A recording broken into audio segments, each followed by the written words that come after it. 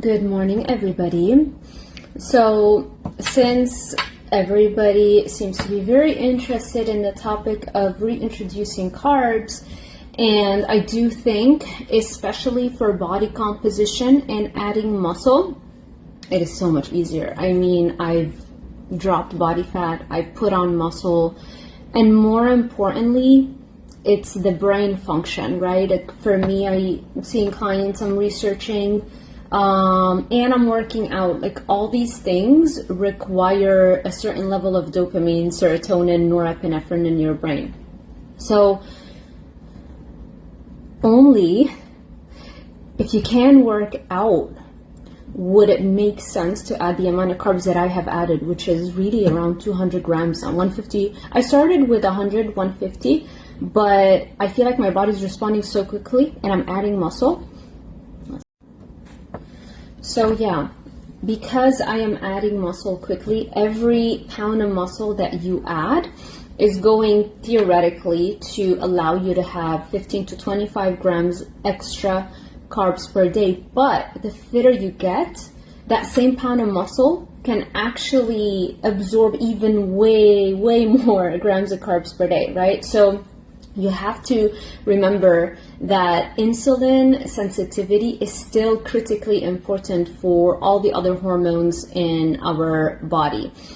And just deciding to go back and reintroducing carbs without understanding what is going on is not going to yield the same effects that you're seeing in people, right?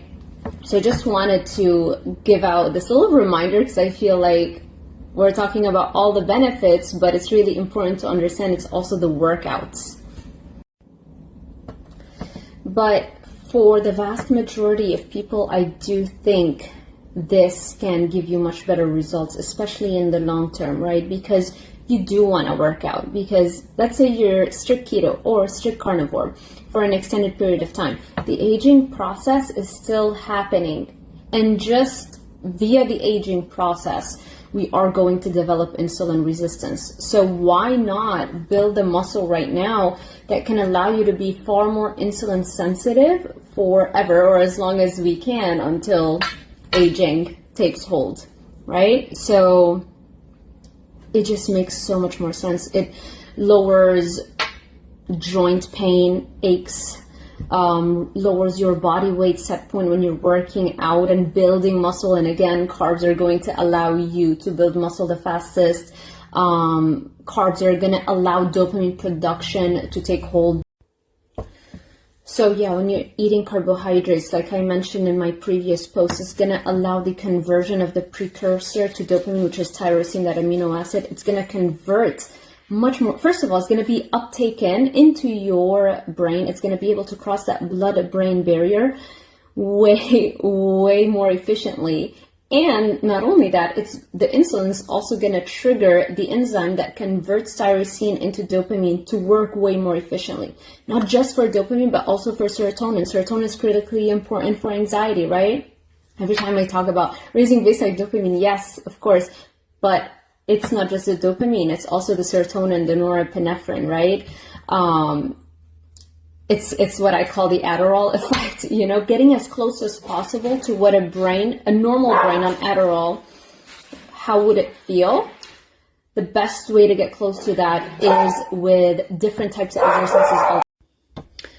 So yeah, it's the different types of exercises. So you do want to do the sprinting and the resistance training to increase the dopamine and the norepinephrine, but you also want to do the mileage, the running. That also keeps getting more intense. That's for the serotonin, and of course dopamine and the others, but mainly serotonin. So if you struggle with anxiety or high cortisol, it's the cardio, the mileage that you're doing there that's going to completely eliminate that. And of course, it's a dose-response relationship. The fitter you get, the more optimal and the closer you get to the Adderall effect, or the Adderall brain.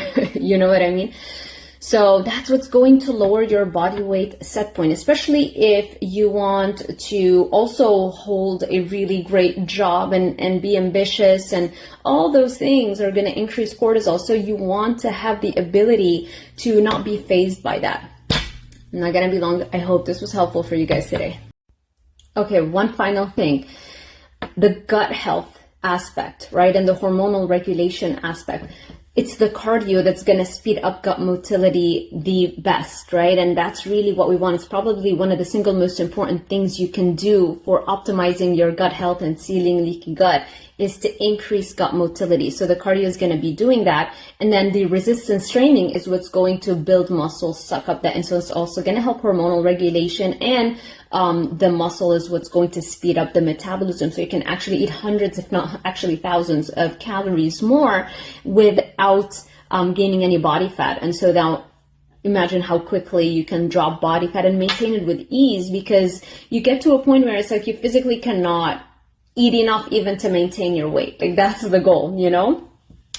So that's how we lower our body weight set point. It's both the muscle and the body, but also it's the brain dopamine and so yeah, it's both the body and the brain neurotransmitter systems that we want to target. And not only is that going to lower your body weight set point, it's going to do it from a real root-based perspective, meaning that you're actually going to get healthier both physically and mentally. They're one and the same. The brain is really part of your body, right? And so if you really want to optimize for brain function and not have cravings, that should be reflected in how you look as well, right? You should be looking fit and muscular and lean, and have a fit physique.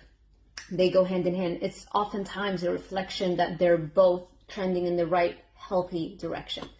So I hope this was helpful for this morning. I'm going to stop right now, I promise. Remember, you can use code YouTube to get 50% off all my coaching. I think there's like one more day left, so take advantage of that at drsariaholiver.com/.